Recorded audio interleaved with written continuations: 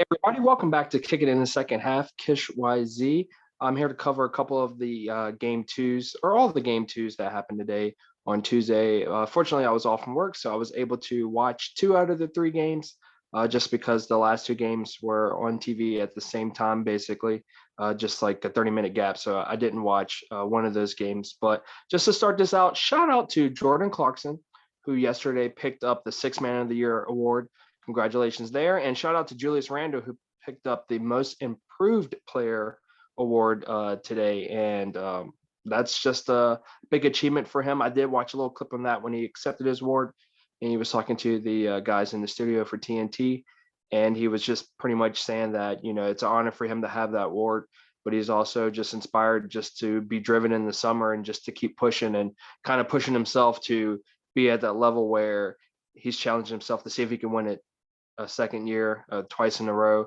I don't think anybody's ever done that. I don't know if you can do that or not, but it's great to hear him that he has that mentality. Like, I got this award, but I'm not going to stop here. So usually after this award, if you're continuing to be that great, you start getting into the MVP conversation. So maybe we'll see him doing that down the line. If not next year, maybe in the years to come after that. But congratulations there, and congratulations once again to the New York Knicks franchise this year, because you definitely turned things around. So without further ado, let's get into the games of tonight that happened. There was three games. There were the Celtics versus the Nets, the Lakers at the Suns, and also the Dallas Mavericks at the Los Angeles Clippers.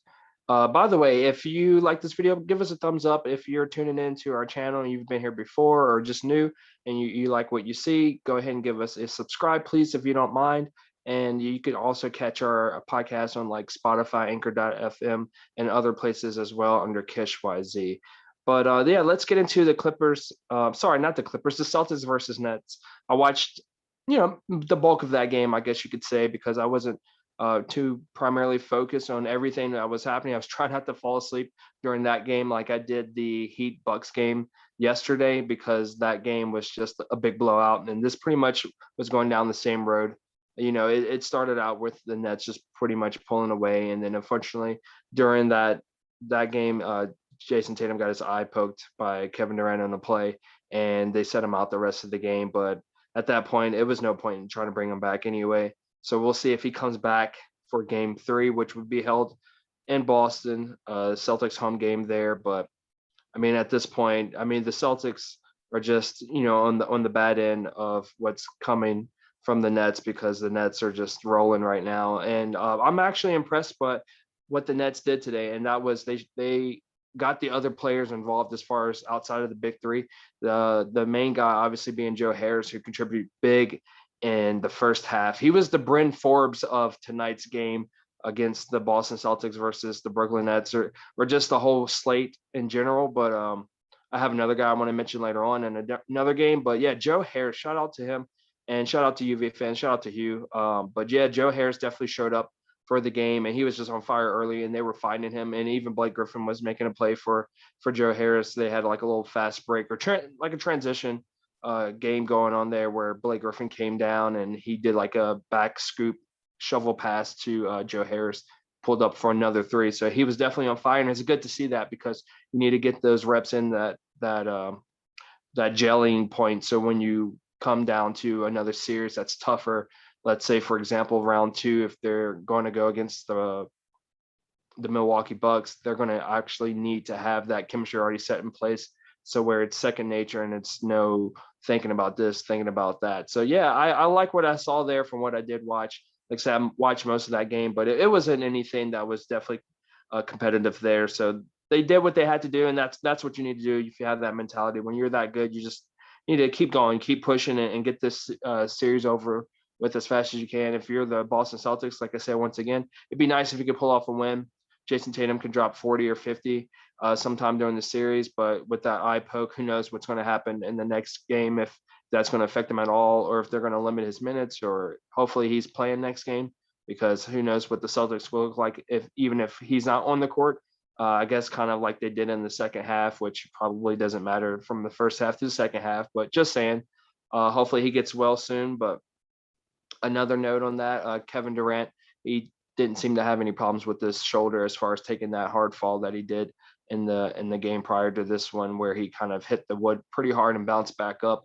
And I think he had like a marking on his shoulder somewhere around here where it looked like the skin kind of just was rubbed and chafed off of his shoulder there. But I guess he's okay. He played, so everything's going well there. Like I said, you get the series over with as soon as you can, and then depending on how late the Bucks Heat series goes, which might not be too much longer either, just depending on how that goes. But get this done, and you can rest up and while you wait for your next opponent.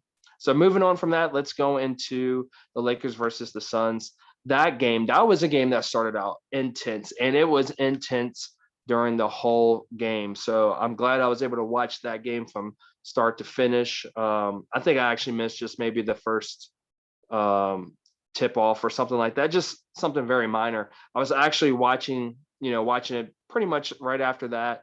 And within that first minute, there was a lot of drama already. I mean, I think Jay Crowder had 2 personal fouls. He kind of got kicked down below by Anthony Davis, which caused a flagrant foul on Anthony Davis there. And you could just see it was just going to be a brawl matchup.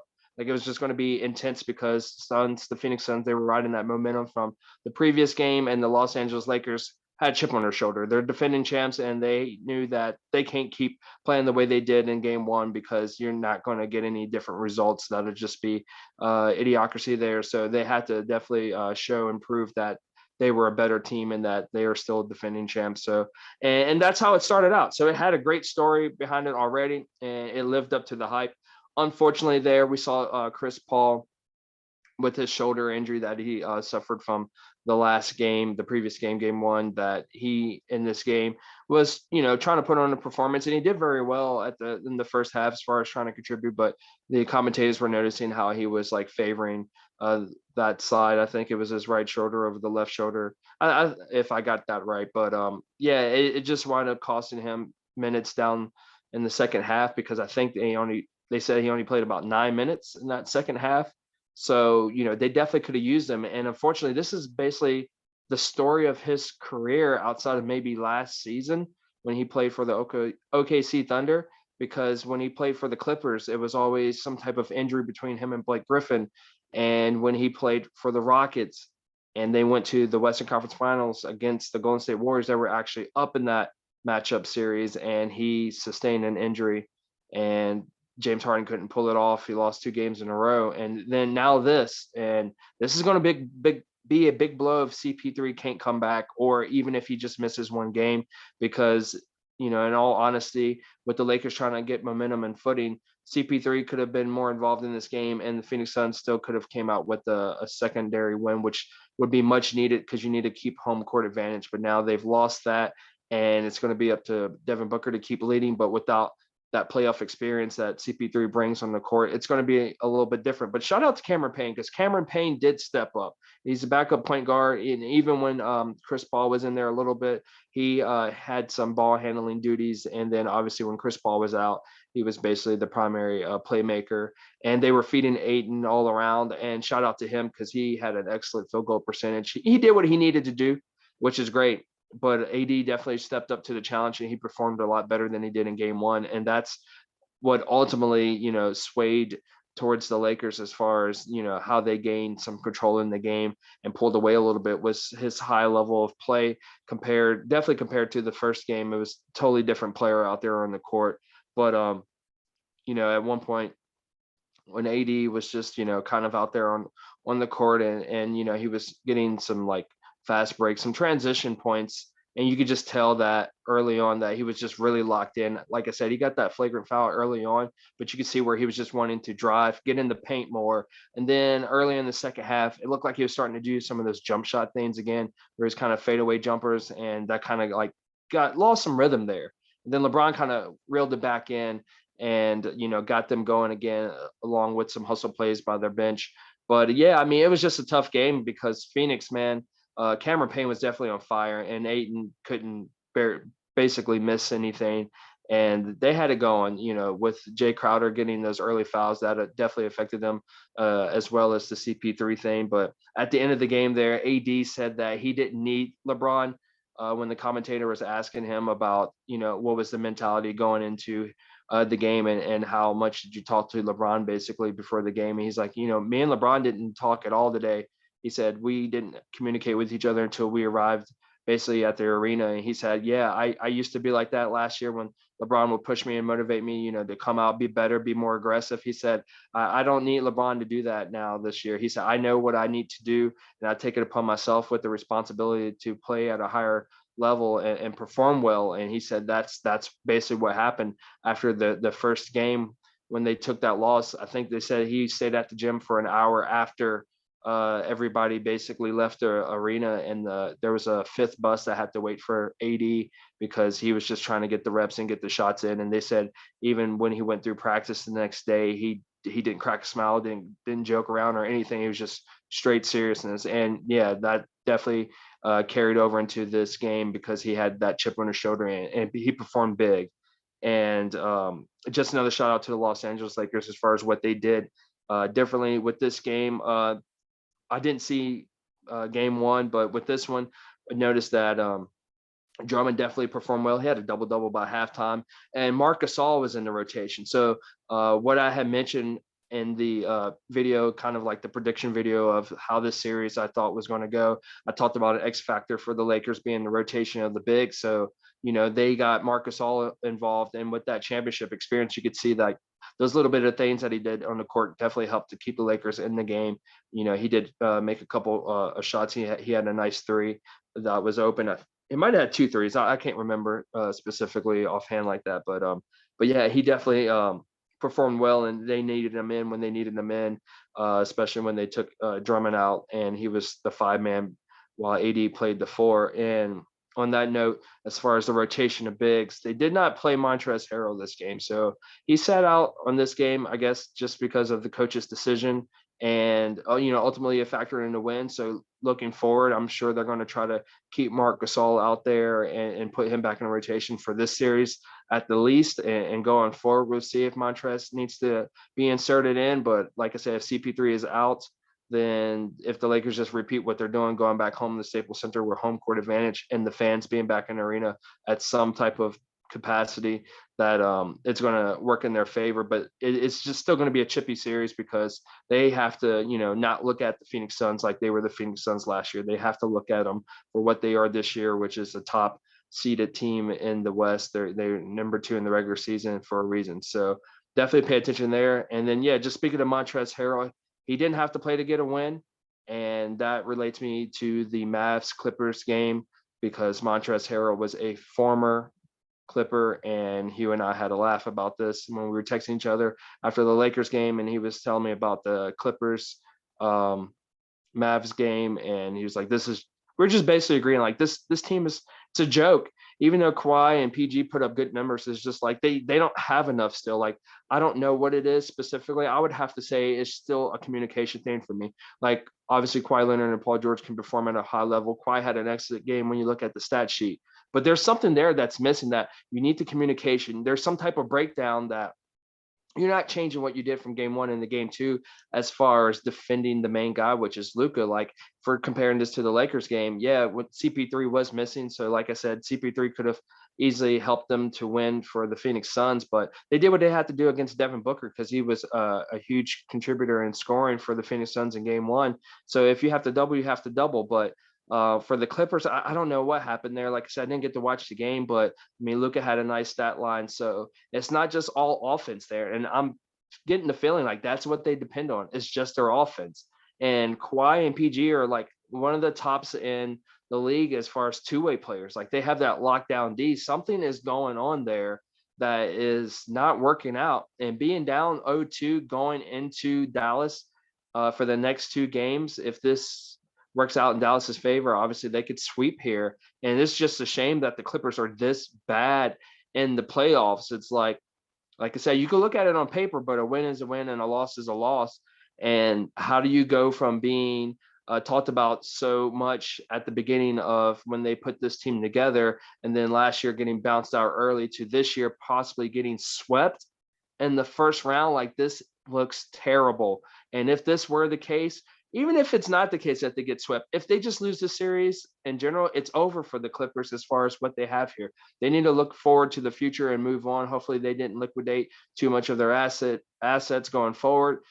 Start with Terrence Mann and build up from there. But I mean, you could do some signing trades or something because Paul George and Kawhi Leonard have player options, and obviously they came to Los Angeles for a reason. I mean, yes, that's their home area because they're both from California and Los Angeles area, so to speak. But they obviously wanted to win. Paul George was in OKC, didn't win there, didn't make it too far. Joining up with Kawhi after winning the championship in Toronto, obviously the goal is okay.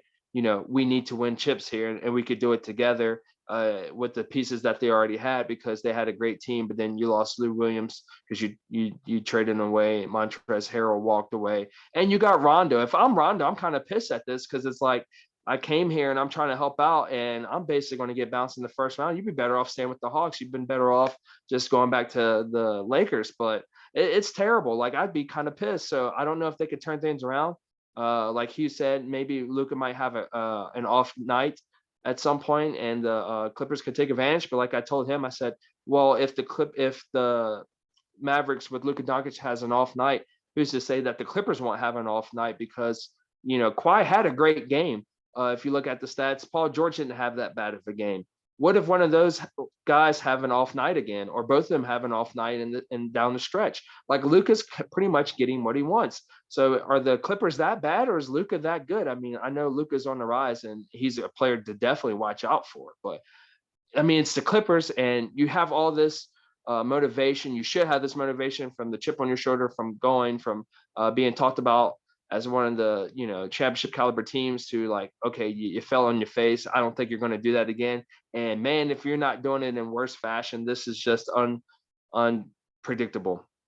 Like, yeah, I didn't think the Clippers, in my opinion, would make it too far in the playoffs, but I mean, and going into this, knowing that who they were going to play in the first round, I had predicted, I think I said Dallas in 7 or Clippers in 6, just depending on how that series was going to go. I thought it was going to go back and forth with the teams holding down home court for the most part. Then after game 1, I was like, okay, well, the Clippers lost home court advantage, so maybe it's going to go Mavericks in 6 and then possibly Clippers if it goes to game 7. But now it almost looks like Mavs in 4.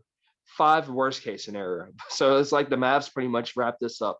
I mean, I don't wish injury on anybody, but injuries do happen, but I don't see any major injuries happen. And only person, like major headline person that's a well-known name with the injury history here would probably be Porzingis. But we saw what Luka did last year against the Clippers without Porzingis. He took the Clippers to 6 games. So going forward, only having to win 2 games out of the next possible 5 games, with at least 3 of those being home games, yeah, I think it's over, and the Mavericks are most likely to win this series. So we'll just keep an eye on that, and we'll see what happens. Like I said, at this point, definitely if the Mavericks win a 3rd game in a row, we're going to start getting into the speculation. It's going to start now, actually. Right after this loss, it's already starting. So if Paul George or Kawhi is listening to this, not me specifically, but listen to the media of what they're going to say, it might affect their mentality going into the game for the negative, not even for the positive. I don't know if they could possibly handle that, but it's going to be, people are going to start speculating now what Kawhi and PG are going to do next summer, because I don't think they need to stay with the Clippers. It's over. So, come up with your theories, put in the comments what you think Kawhi and PG should do if they lose this series, because it's going to look ugly losing in the first round and in a bad fashion of maybe only winning 1 game, if not getting swept. So yeah, once again, if you are liking the videos, give us a thumbs up, and please subscribe, and catch our podcasts under KISH YZ on Anchor.fm, Spotify, Google Podcasts, Pocket Casts, Breakers, and you can also follow us on Twitter and on our Instagram under KISH YZ, KISH_YZ for that. And once again, thank you everybody for kicking in the second half. Peace and love.